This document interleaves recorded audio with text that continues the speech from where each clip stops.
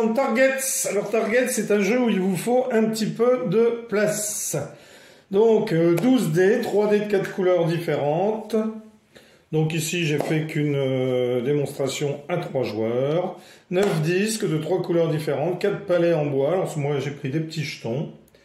Donc vous allez poser vos dés sur les jetons. Là, c'est la distance à laquelle vous devez être. Donc c'est égal à 2 disques. Donc je vais les enlever. Comme ceci. Alors, à votre tour de jeu, vous allez envoyer avec une pichenette le dé.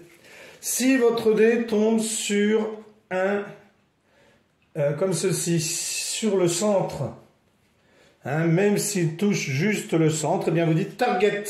À ce moment-là, vous allez prendre le disque que vous allez retourner car vous allez l'avoir définitivement gagné. Sinon, eh bien, lorsque vous aurez lancé les dés, donc par une pichenette, on va regarder sur quel chiffre il est arrivé. Alors, s'il est comme ça ne va pas. Hein, s'il touche à la fois la table et la cible. Pour compter, il faut qu'il soit complètement sur la cible. Eh bien, on va regarder... alors, on va regarder, par exemple, lui aurait lancé, lui a fait un 3, lui a fait un 1. Même s'il est plus proche du centre, ce qui compte, c'est le chiffre que l'on voit sur le dé. Donc ici, à la fin, une fois que les 3 dés de chaque joueur auraient été joués, si on avait ceci comme ça, on rend les dés au joueur, et ce joueur-là mettrait sous son palais le disque qu'il a gagné. Alors ensuite, eh bien, on remettrait, par exemple, s'il y avait eu qu'un disque de gagné, on remettrait un disque au milieu. Et les joueurs peuvent très bien lancer sur ces disques, ou hein, les deux autres peuvent très bien essayer aussi de lancer sur le disque d'un adversaire. Donc si par exemple le joueur vert réussissait à envoyer son dé sur le disque de l'adversaire, lorsque tous les dés auraient été joués, eh bien ce joueur-là serait obligé de lui donner le disque qu'il mettrait en dessous. Donc, il peut y avoir aussi pendant la partie une faute de dés. Alors une faute de dés, eh bien c'est lorsque vous lancez votre dé, si vous en faites tomber un deuxième, eh bien ce dé, hein, par exemple celui-là aurait été aussi lancé, eh bien vous devrez le mettre sous votre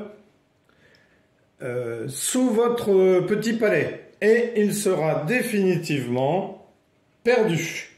Vous ne pourrez plus vous en servir. Alors, je rappelle qu'à son tour de jeu, on va faire une pichenette avec le... Hop, donc mon dé est là-bas. Si jamais vous faites un double, c'est-à-dire que vous relancez et que vous refaites un 3, eh bien à ce moment-là, vous dites double. Ce qui vous permet de reprendre un dé que vous pourrez rejouer. Puisque la manche s'arrête lorsque tous les joueurs ont joué leurs 3 dés. Alors bien entendu, si j'avais un 3 là et un 3 ici, eh bien j'aurais repris celui-ci, puisque celui-ci est sur une cible. Alors, si on a par exemple le joueur ici qui est sur une cible qui a fait 4, lui ici qui a fait 4, et lui qui a fait 1, eh bien ici, ce serait le vert qui remporterait le disque. J'ai dit 4. Voilà, ce serait le vert qui remporterait le disque puisque les deux autres joueurs ont fait 4. Donc on rend le dé. Et c'est ce joueur-là qui récupérerait le disque et qui le mettrait en dessous, comme ceci. Donc... pour une nouvelle manche, on place de nouveau 3 disques pour en avoir 3 au centre de la table. Chaque joueur va reformer sa tour en plaçant l'ensemble de ses dés sur son palais.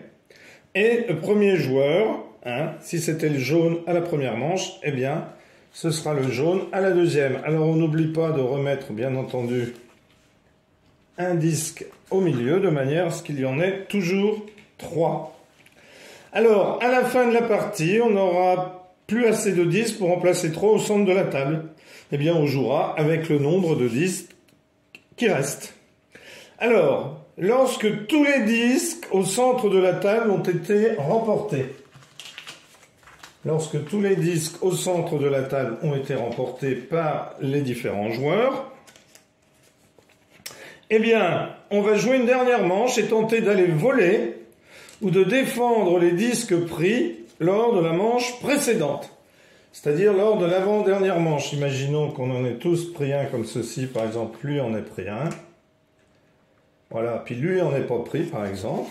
Hein, alors les autres, ben, ils seraient gagnés, alors ceux-là par ce joueur, ceux-là par ce joueur. Sachant que si vous gagnez 4 disques, eh bien la partie s'arrête.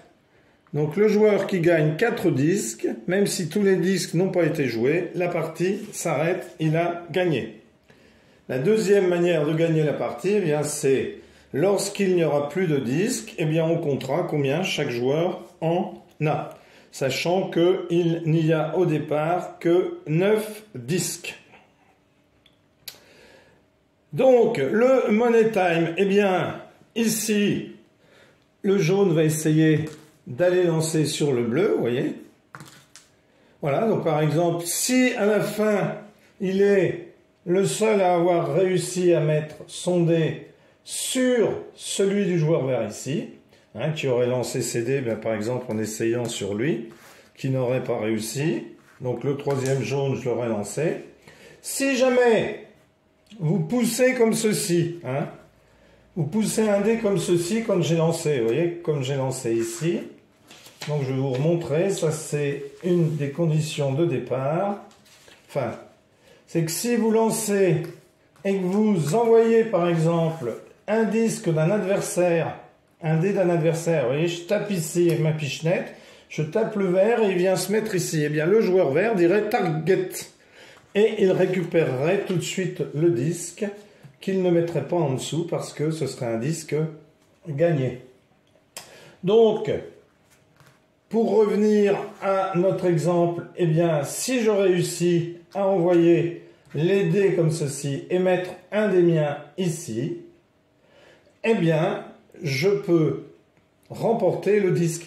Alors, si le joueur vert, j'ai réussi à en mettre un et il lui en reste un, hein, puisque c'est chacun son tour. Donc j'ai joué, donc le joueur bleu a joué, donc il a perdu.